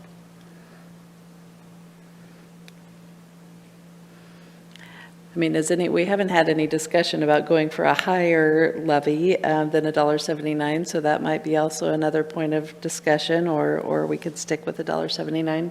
Rick? So I would not be in favor of increasing above $1.79. And the question I do have, whatever dollar amount we choose on the utility bill, would that start in July 24? Or would that start, when would that start? When council designated it starting. Okay, thank you. Does anybody have an interest in going above $1.79 for the levy?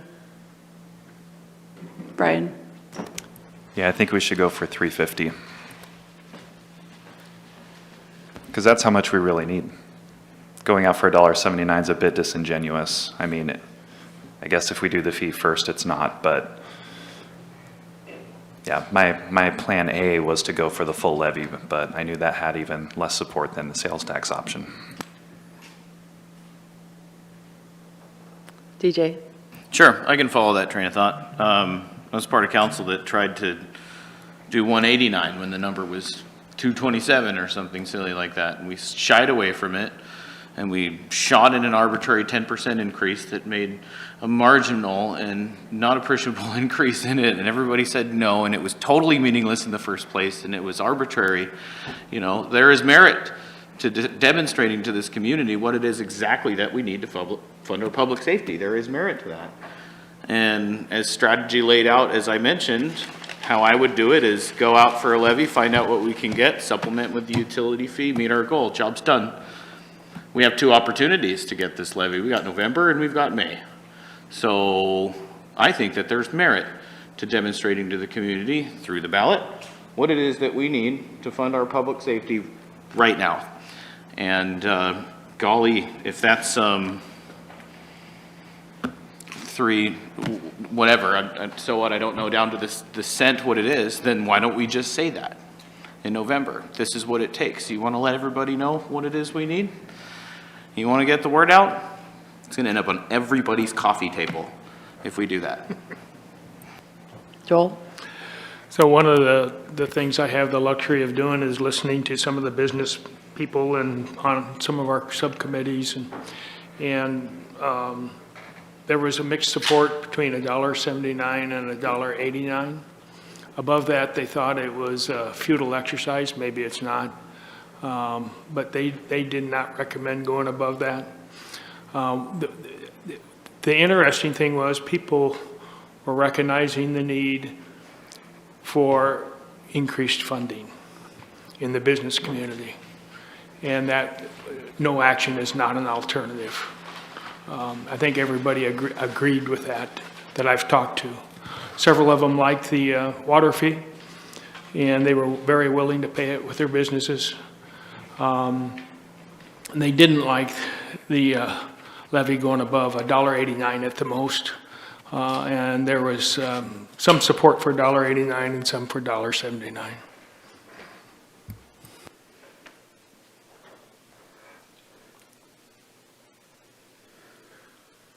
All right. Well, 2 people were interested in going for over 3, and I guess I'm going to assume that the rest of you are at $1.79. So, okay. So $1.79 levy in November. And what for fee and when? And I guess we also have a 3 or 5 year levy to consider.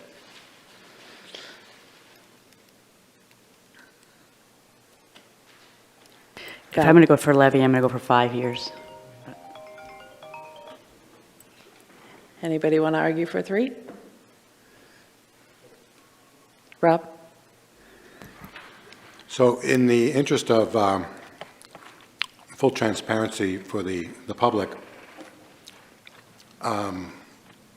if we were to do a 5-year levy, I mean, how long are we willing to commit that our water bill fee or the public safety aspect of the water bill fee will also stay the same? In other words, would the public vote, or could we expect the public to vote for $1.79 levy with the potential threat of the water bill fee doubling in 2025 or what it is in 2024? So are we going to offer any kind of guarantee as to what the cap on the fee is going to be for the length of that levy? Valerie?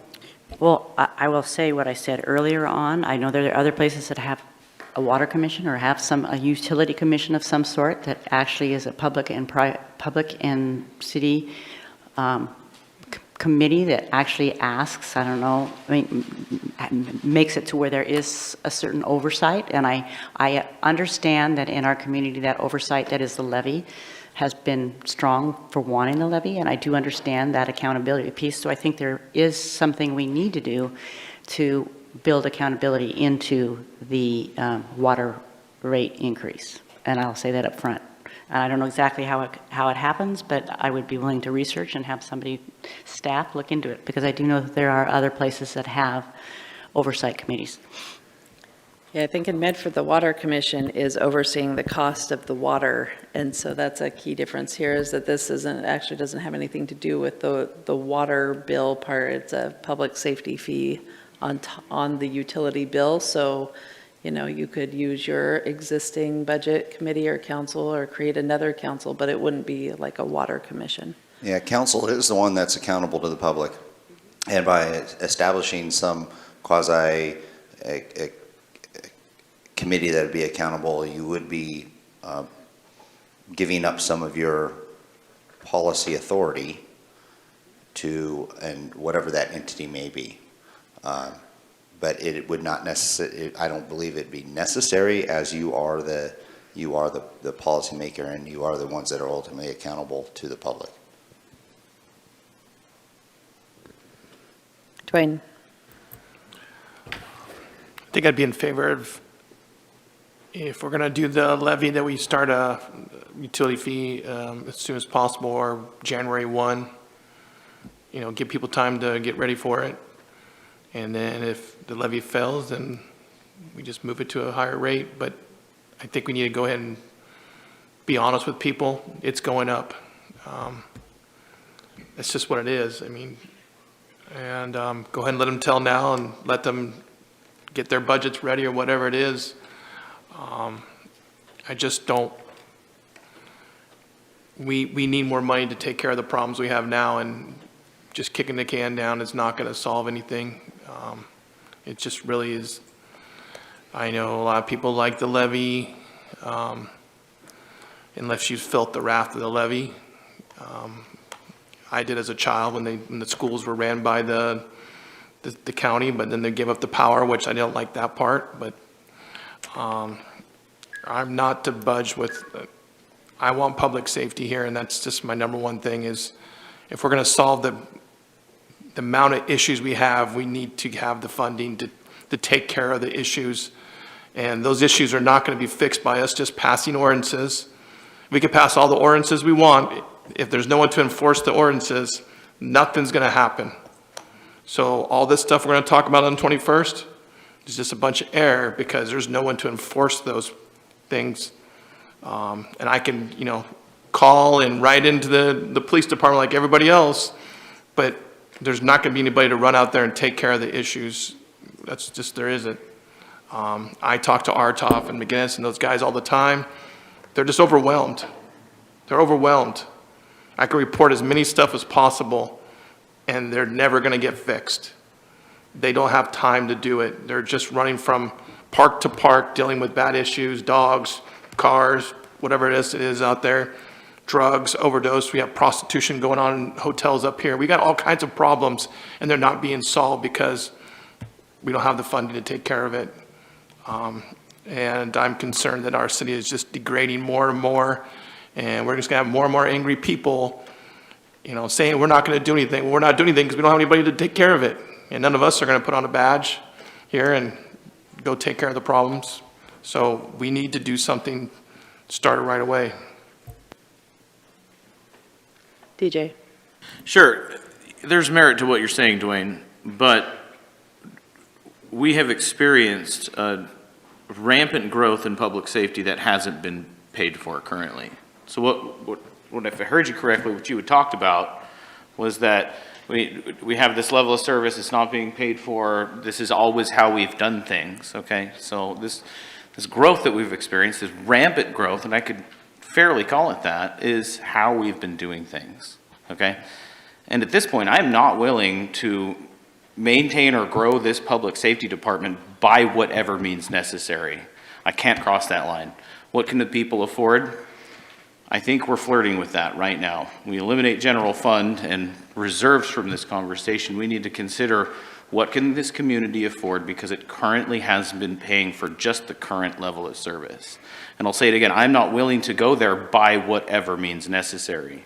And if we're talking about increasing utility fee and then maybe we get the levy and then then we're going to have a larger utility fee. I'm not going down that road without consideration of a reduced and checked growth of our public safety department. That's well deserving into our conversation.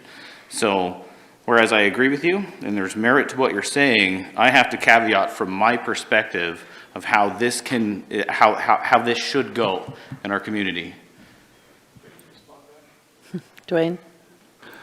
I would say you're part of the problem too, because you allowed our general fund to go down. You've been here a long time, and you let us get to this point.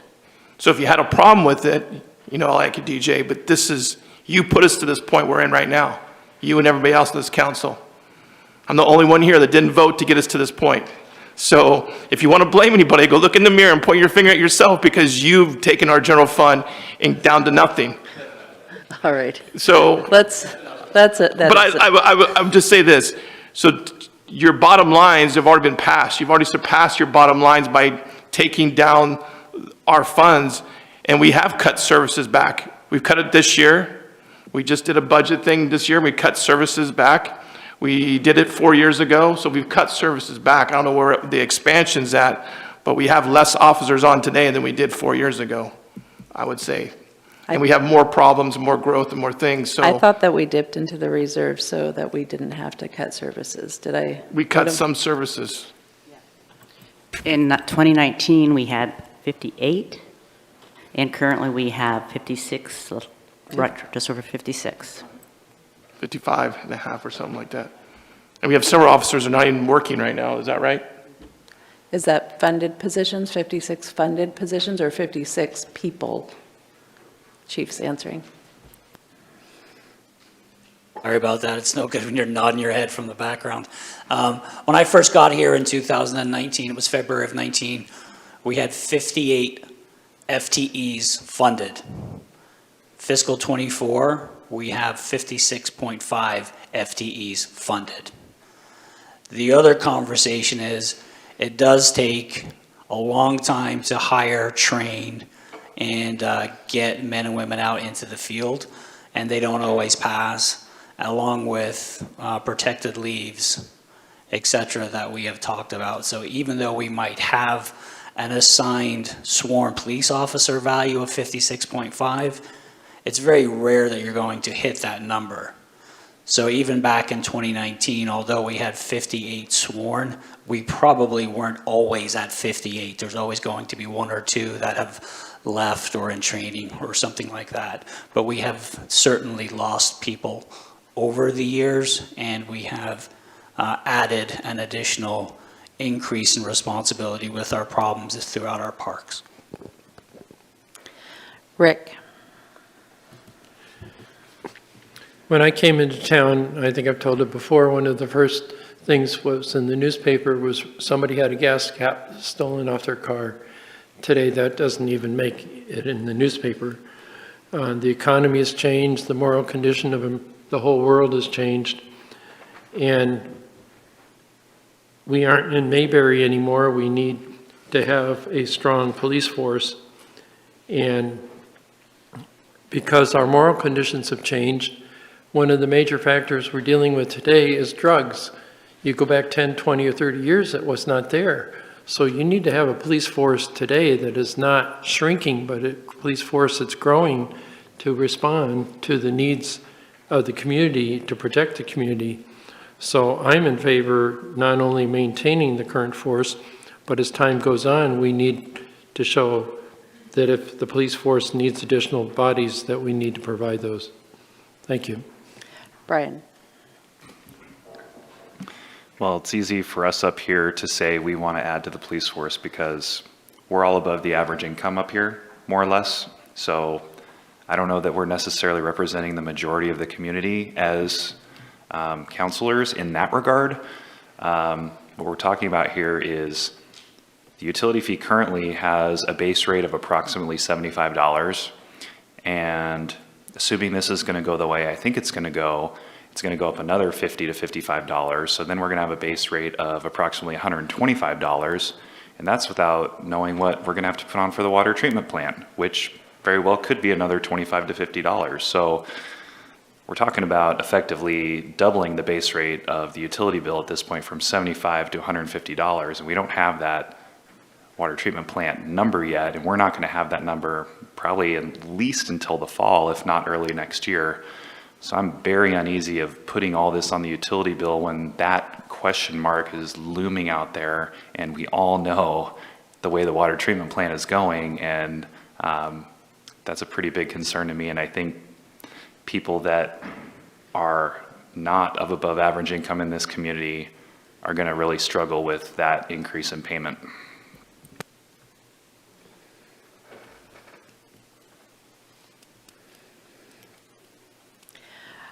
All right.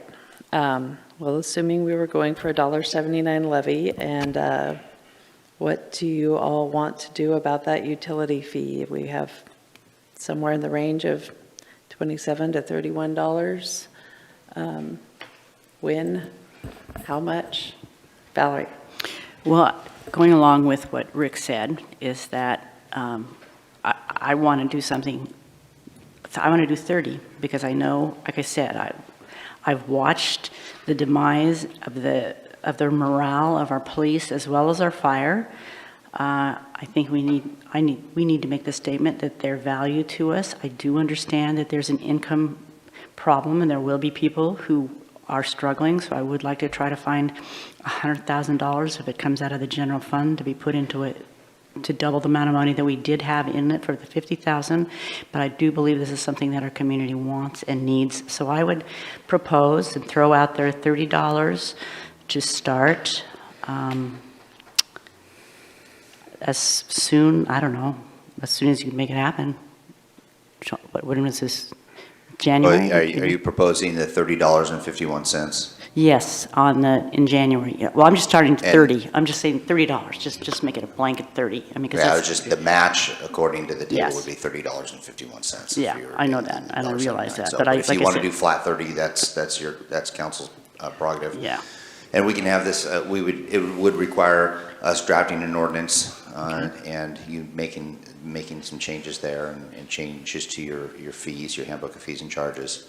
And that's something we can do. So ultimately, council can determine when you'd like to have that implemented, and we'll have that drafted for you at an appropriate council meeting. Of course, not this Wednesday. No. But, you know, if you're a month or two out, 30 days, 45 days, whatever it is, we can make that happen. And then Well, and I think it is important that we make it happen, because I think that, like I said, we are coming up with things in, you know, we've hit the park to where we have heard people say we want something to be done. So it's like, I think that getting that moving would be a positive thing to go along with to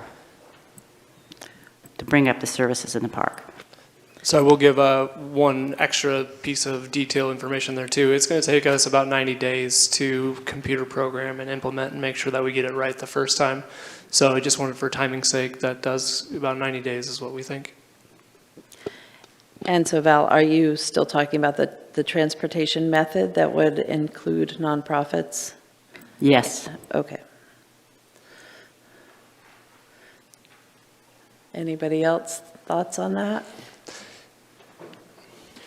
I missed the comment, Mary, I apologize. Could you repeat that? Well, so Val's proposing that we would implement the transportation-based utility fee that would charge the single-family residents $30.51 to hopefully equal a total of $15.4 million estimated revenue when combined with the $1.79 levy.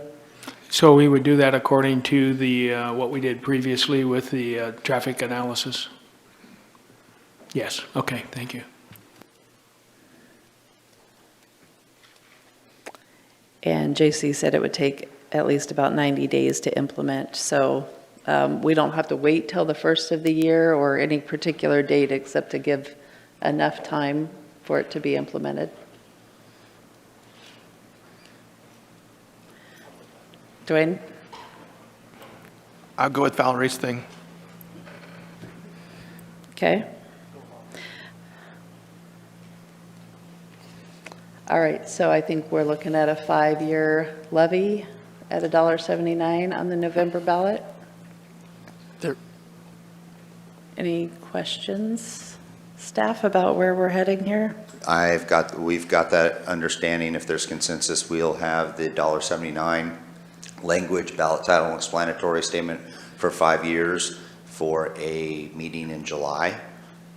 At the latest we could do it would be the first meeting in August, but if you've got direction, it'd be nice if we had an extra meeting as a buffer. So maybe the second business meeting in July, we'd have that ready for you. Okay. Rob?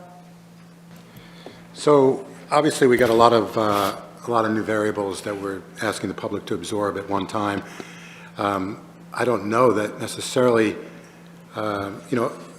normally if we ask the public for, in the past, if we'd asked the public for $1.79 for 5 years, they could have rest easy that would have been it, that would have been stable, that was predictable, and rates would not have gone up for 5 years. We're not offering them any such guarantees at this point.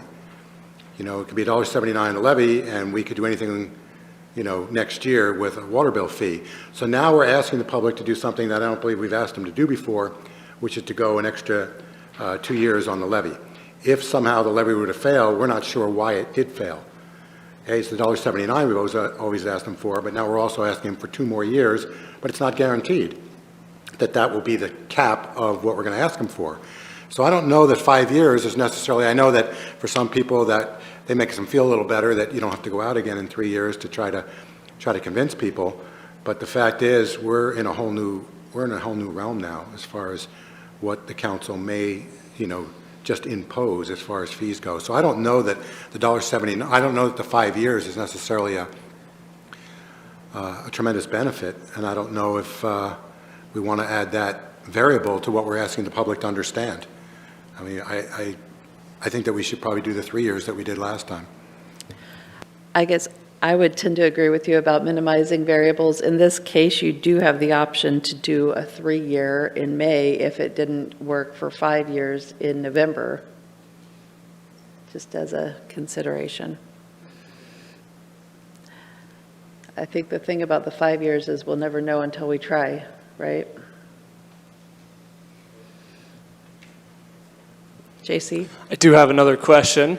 All of your other ordinances in regard to the utilities, they come with a CPIU percent adjustment on every January 1st.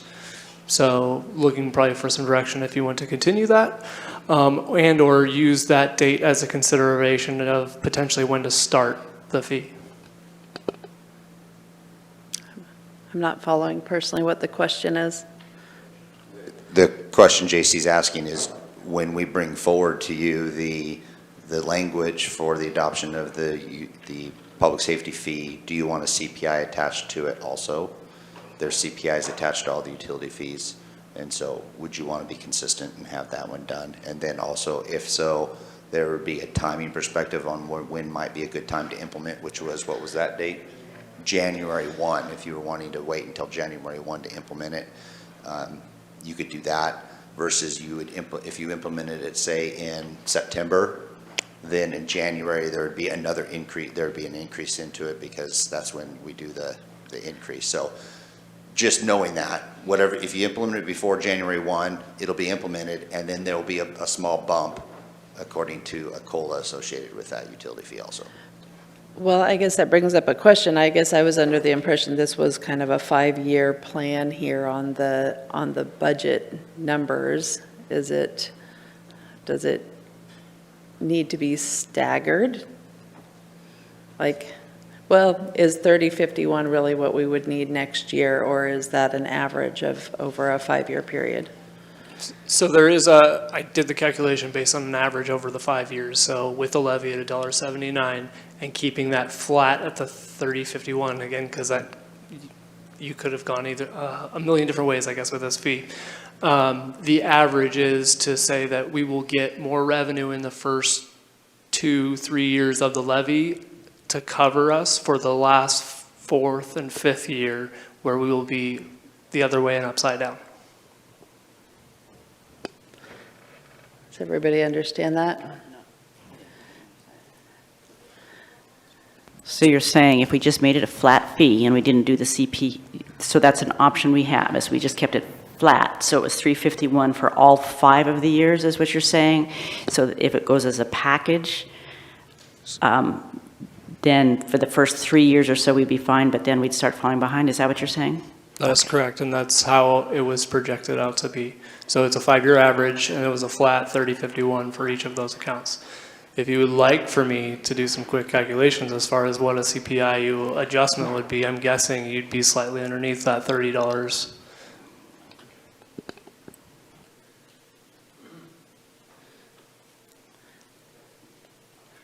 It's a 5-year, I mean, this rate is a 5-year average, so it's charging slightly more than we would need the first 2 years in order to make up for charging slightly less than we would need for the last 2 years. But you could change it, just to shoot a number off my head here, but you know, if you did $28 in year 1 and $29 in year 2 and $30 in year 3, you'd end up with the same net effect in the long run. So I guess that's just he's asking how you want to do it. Or, if I'm understanding correctly, we could just do it and attach it to the CPI and have it start in January, and then it would just change as everything else does on the water bill. To me, that makes the most sense and is less confusing. I mean, if it's CPI on top of 3051, is it actually more than we need?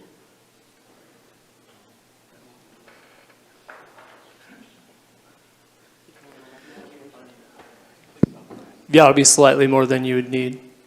With the current level of service.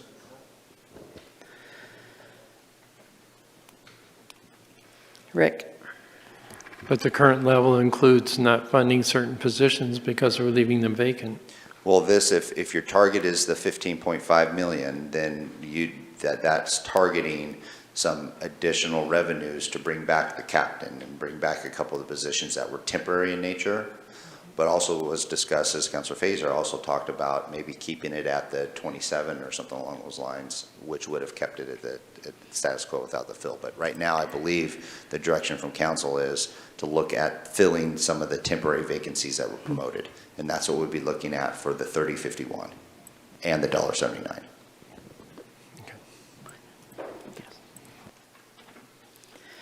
Thoughts? Joel? Money-wise, it really doesn't make any difference because the same amount of money comes incrementally, starting small and increasing it every year versus doing it at the average with no increase. That's the way I understand the two options. I don't know what the amount of money we're talking about, probably what, 50 cents or whatever a month, if it makes a difference.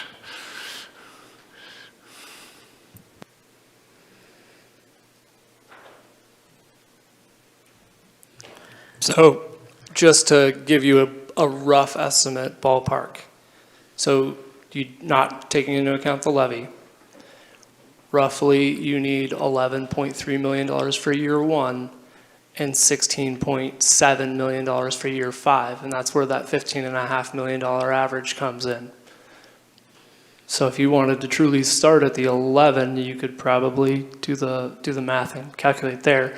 I just can't guarantee that the CPIU will keep up with those inflationary costs.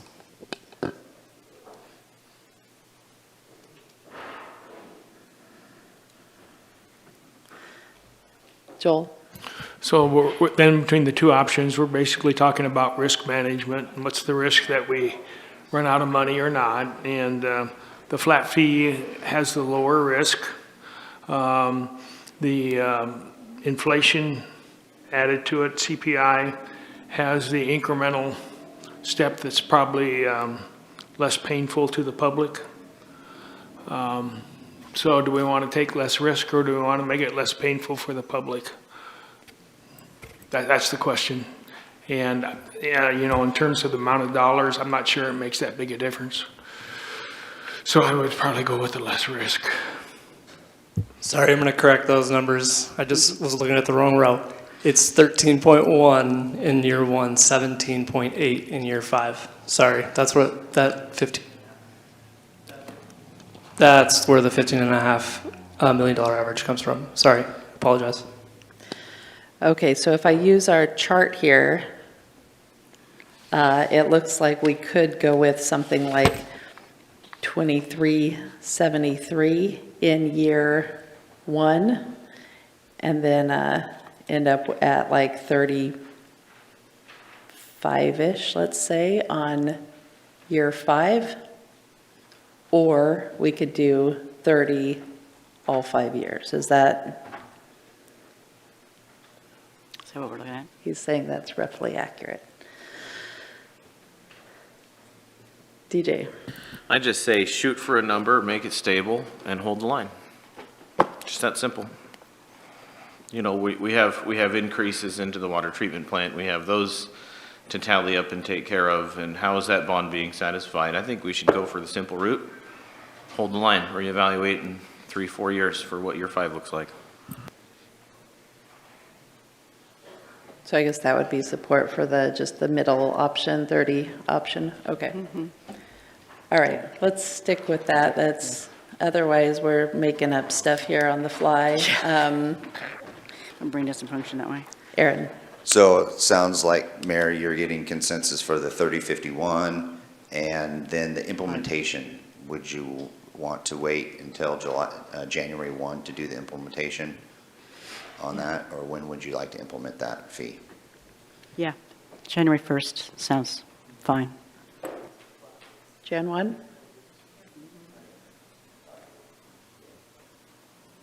Does that work? Jan 1? Okay. Any further discussion on this topic? All right. I think the only other thing on our agenda today is agenda review. So we have a meeting on Monday, today's Monday, meeting on Wednesday with a couple of public hearings. One is for a property line vacation on Northwest Starlight Place. One is a property line vacation for District 7. And one is approving the supplemental budget for fiscal year '23. Our council action items are to approve a safe parking program, a resolution for system development charge grant, a resolution for the on-track agreement, a resolution, or a motion rather, providing direction on investment strategies. And then we have consent calendar items are a resolution for the Safe Drinking Water Fund loan, a water fund loan, awarding the Safe Routes to Schools for Lincoln Phase 1, CIS General Insurance Renewal, Urban and Community Forestry Grant, approving the Spalding Commerce Park Sanitary Sewer Design, a resolution to authorize auditor services, that one moved. Auditor services moved. Next one is Oregon Department of Emergency Management State Homeland Security Grant. A motion to re-adopt the investment policy. A motion, and then the next one moved. And then a resolution, Urban Renewal Agency would have a resolution for a supplemental budget and moving our bike committee member appointment. So that is next week, and then our next workshop would be on the 19th to talk about urban renewal projects and funding. Any questions about those or anything you want to move around? Brian? Yeah, item E on the consent agenda about the loan for the water treatment plant. Could we move that to council action, please? I have some questions, and I think it's worthy of being a council action. Item E, I'm sorry, I don't have that listed in front of me, but is it the one called Water Fund Loan here? Resolution authorizing a loan from the Safe Drinking Water Revolving Loan Fund, entering into a contract with the Oregon Infrastructure Finance Authority. It's item E on the agenda. Let me pull up my other agenda.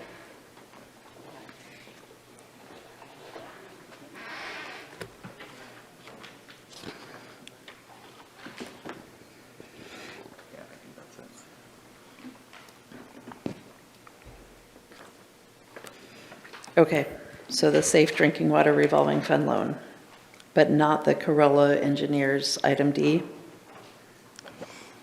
No, I'll ask that question offline. Thank you. Okay. Yeah, Jason. So I just wanted to mention real quick that those loans were previously approved by council. The Oregon Infrastructure Finance Authority asked us to adopt a new resolution that had very specific language that they required. But if you have specific questions to bring forward, I can make a presentation for you. I don't need a lengthy presentation. I just need an opportunity to ask questions and vote on it separate from the consent agenda. Okay. Anything else, Joel? So we've had two committees look at the banners. They like what you suggested, Sarah, with the big banners. That needs to come back before us with funding from the tourism dollars and get that done hopefully for this upcoming season.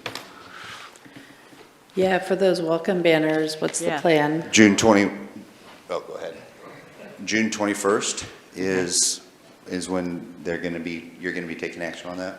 Yep, it is on their historic banner Banners. locations and design on June 21st. And Mayor, if I could, just Councilor De La Grange's comment, if the intent is to vote on it separately and ask questions, we could star that consent item and you can vote on it separately versus moving it to a council action item, which then puts it into a public hearing format where you have public comment, et cetera. The only reason why I'm suggesting that is if it is to satisfy council's ability to vote on it separately and to ask questions, it's much easier from an agenda perspective for us to start a consent item than to take a consent item and move it into council action on a Monday before the Wednesday meeting. Yeah. Yeah, that's fine. I was under the impression that start items were not voted on separately, but if we can vote on it separately, that's totally fine. Is that okay, Augustus? Okay. Yeah, I just wanted to bring something up, seeing as we know the last meeting, how long it went with the 3 minutes with a lot of people here speaking. One of the things I think all of us got what the rules were in terms of, the new rules, the rules that were put forth a couple of years ago, that if you had a lot of people speaking, you could stop it at 30 minutes, which I'm not really in favor of, but I would like to be able to, if there's a large number of people speaking, be able to cut it from 3 minutes to 2 minutes, and I don't know if that's something that we can do legally at the beginning of the meeting, or not. So I'm asking Augustus if that's an option. Yeah, so if council wanted to, you could limit public comment to a specified period of time. I think half an hour, is that in the council handbook or in the? I think it's in the council handbook Yes. that you can limit public comment to half an hour. But in terms of just saying, if you have a number of people out there to speak, that you have, rather than give them 3 minutes, that you can please cut it down to 2, is that a possibility?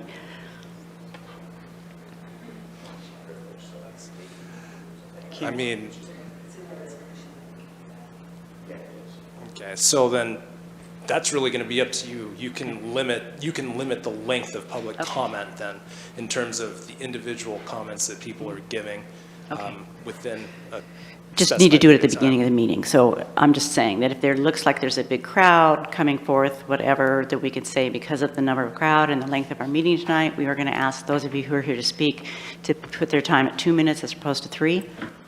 Yes, you can do that, and if I had that as a general direction from council, then I'd make sure to try to work the room and make sure they had an understanding that that may occur. But yes, you have the ability to change public comment as you desired. That is a privilege that you provide the public. It is not a requirement. It is a requirement for public hearings and those quasi-judicial and legislative matters, but it is a privilege that you're providing, and you do have some rules established to help manage and facilitate the time of that portion of the meeting. And that can be done from any of us, or it can be done from me, or does it have to be from the mayor? Does it matter?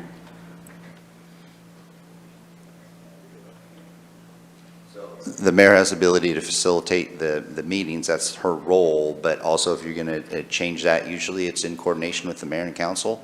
The mayor will recognize what we're looking at from a perspective of trying to run an efficient business meeting, and in the past has conferred with council, and council is yes, let's move forward with this. Ultimately, I believe it requires council to approve that also, but yeah, that's how it sort of worked in the past. Okay, I'm just trying to say thoughts from the council, if everybody is in favor of doing that, if there's a large group coming forward or not. How many people are in favor of it? Okay, because I will take it on if that needs to happen. Okay, Rob? Yeah, so the idea that I talked to you about, Valerie, and I think that all the councilors that I've spoken with individually seem to agree, is that at the beginning of public comment, you or anyone on the council could say, basically just ask the question, do we want to change the number of minutes tonight due to the size of the crowd? We can take a quick a quick council vote or not, and just, we raise our hands, yes, we want to go from 3 to 2. Okay, it's 2 tonight because of the size of the crowd. And I looked at it as if there was roughly 15 or 20 people, meaning that it was going to take an hour, that we go to 2 minutes instead of 3. That was, and I guess Augustus is saying that that's reasonable. Yeah. All right, anything further on that? Anything else for agenda review? Go ahead, DJ. Home Builders Association infill incentives. We had talked about combining those two meetings. I haven't seen it on the agenda yet. I know we're waiting on staff and their ability to kind of elaborate on those infill incentives as per the memo a couple weeks ago. But I'm priming the pump for that discussion, and when it shows up on the agenda, make it easier to flesh that plan out. Okay, so that's something, it's not on the back here either. No, I'd requested it at the last agenda setting meeting, and it first showed up as staff's memo for infill incentives. And then Okay. we had, up on the dais, decided that the next meeting of home builders, that'd be a great thing to tackle, so. Okay. Just a reminder. Okay, thanks. Anything else? Okay, I think that is it for today, huh? Is there a motion to adjourn? I move that we adjourn. Seconded by Rick. All in favor of adjourning today, say aye. Aye. Any opposed? All right, see you Wednesday night.